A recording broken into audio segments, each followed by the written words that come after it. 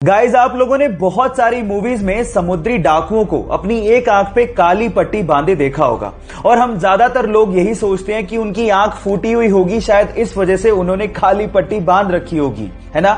लेकिन ऐसा नहीं होता, वो उनका नाइट विजन का जुगाड़ होता है।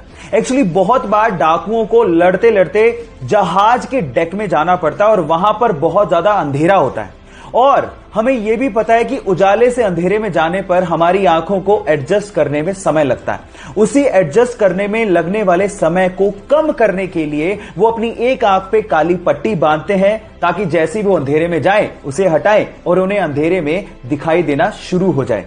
क्या आपको इसके पहले तक इफेक्ट पता था? और अगर नहीं पता था तो चैट सेक्शन में लिखना मत भूलिएगा।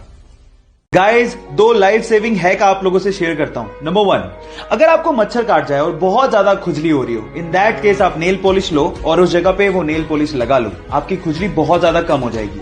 नंबर 2, अगर आप प्याज काट रहे हो और बहुत ज्यादा आंखों से आंसू निकल रहे हैं, इन दैट केस आप च्युइंगम चबा के प्याज काटिए, आपकी आंखों से आंसू आने बहुत ज्यादा कम हो जाएंगे। इन हैक्स को लोगों के साथ शेयर जरूर करिएगा ताकि आपके साथ साथ लोगों को भी फायदा पहुंचे। Thank you. जब 1960 में भारत ने अपनी स्पेस एजेंसी इसरो की स्थापना की तो बाकी देश हम पर हंसकर बोला करते थे कि भारत जैसे गरीब देश को अंतरिक्ष प्रोग्राम्स की क्या जरूरत है। जब हमने रशिया और अमेरिका से सहायता मांगी तो उन्होंने साफ मना कर दिया। हमारा पहला रॉकेट साइकिल पर ले जाया गया और उसे नारियल पेड़ के सहारे लॉन्च किया गया।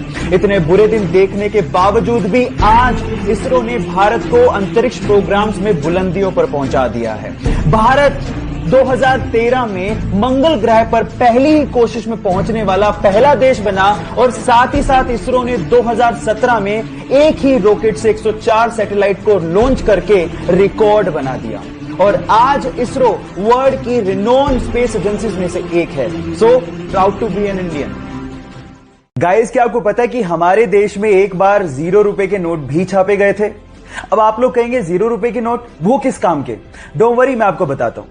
ये 0 रुपए के नोट आरबीआई ने नहीं बल्कि फिफ्थ पिलर नाम की एक संस्था ने छापे थे और उन नोट्स के ऊपर लिखा हुआ था कि अगर आपसे आपके हक के काम के लिए कोई रिश्वत मांगे तो उन्हें ये नोट दो और हमें बताओ।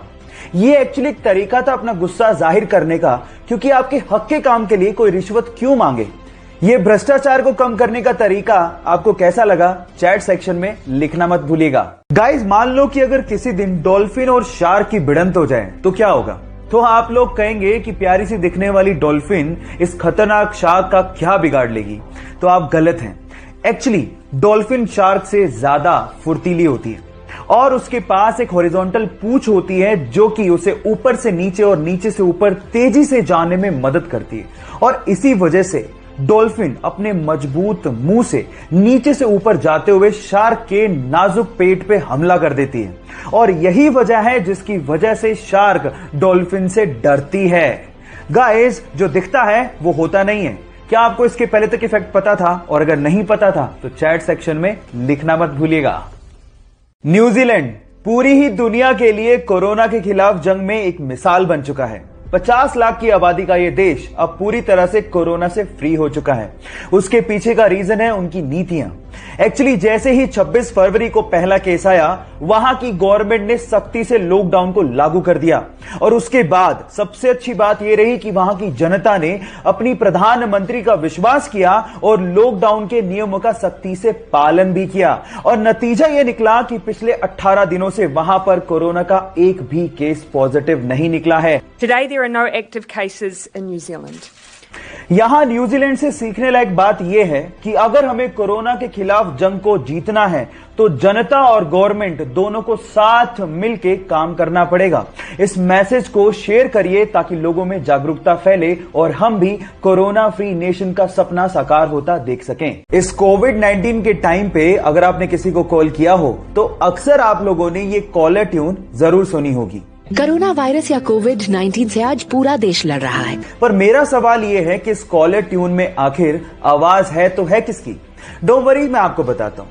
ये है दिल्ली की 40 वर्षीय जसलीन भल्ला, जो पेशे से वॉइस ओवर आर्टिस्ट हैं, जिन्होंने किसी कंपनी के लिए इस ऑडियो को रिकॉर्ड किया था। लेकिन इतनी सुरीली आवाज होने की वजह से नॉर्थ इंडिया के हर फोन के लिए इस कॉलर ट्यून को यूज किया जाने लगा। क्या इसके पहले तक इफेक्ट आप जानते थे? और अगर नहीं जानते थे तो चैट सेक्शन में लिखना मत भूलिएगा।